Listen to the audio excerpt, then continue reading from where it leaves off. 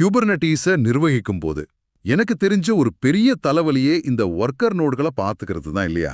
ஆமா ஆமா. அதை அப்டேட் பண்றது, பேட்ச் பண்றது, அப்புறம் சரியான சைஸுக்கு ஸ்கேல் பண்றது. இதுலயே பாதி நேரம் போயிடுது. டேட்டா பிளேன் மேனேஜ்மெண்ட்னு சொல்லுவாங்க இத. கரெக்ட். ஆனா AWS இதுக்கு ஒரு புது தீர்வு கொண்டு வந்திருக்காங்க. EKS auto mode. இது நம்ம வேலையை எப்படி மாத்த போகுதுன்னு தான் உங்களுக்காக அனுப்பப்பட்ட இந்த ஆவணங்களை வச்சு நாம ஆழமா பார்க்க போறோம். கண்டிப்பா.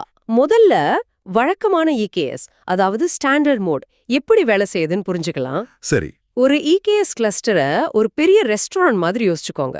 இதுல AWS கண்ட்ரோல் பிளேன, அதாவது ஆர்டர் எடுக்கிற வேலையை பார்த்துப்பாங்க. ஓகே, ஃப்ரண்ட் ஆஃப் ஹவுஸ் மாதிரி. ஆமா. ஆனா கிச்சனு, அதாவது டேட்டா பிளேன நாம தான் நடத்தணும்.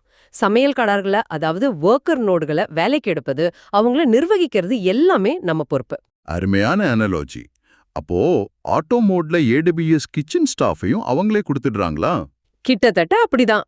இந்த பகிரப்பட்ட பொறுப்பு மாடல்ல இது ஒரு பெரிய மாற்றம். எப்படின்னு கொஞ்சம் சொல்லுங்களேன்.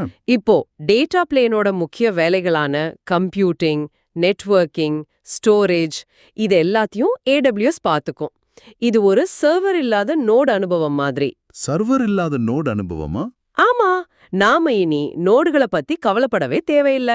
நிலுவையில் இருக்கிற பாடுகளை பார்த்து அதுக்கு என்ன மாதிரி ஈஸி டு இன்ஸ்டன்ஸ் வேணுமோ அதை EKS தானா உருவாக்கிடும். வாவ்! அப்போ எந்த இன்ஸ்டன்ஸ் டைப்பை தேர்ந்தெடுக்கிறது, நோட் குரூப்பை எப்படி கான்ஃபிகர் பண்றதுங்கிற குழப்பமெல்லாம் இனி இல்லையா? அந்த வேலையே இல்ல. கேட்கவே பிரமாதமா இருக்கு. சரி, AWS நோடுகளை நிர்வகிக்குதுங்கிறது நல்ல விஷயம்தான். ஆனா இதனால நமக்கு ரோஸ்வாரி வேலையில என்ன லாபம்? வெறும் ஆட்டோமேட்டிக் ஸ்கேலிங் மட்டும்தானா? இல்ல, அதுக்கு மேலேயும் நிறைய இருக்கு. ஆட்டோமேட்டிக் பேட்சிங், அதாவது OS அப்டேட்களை பத்தி நம்ம யோசிக்கவே வேண்டாம். ஓஹோ.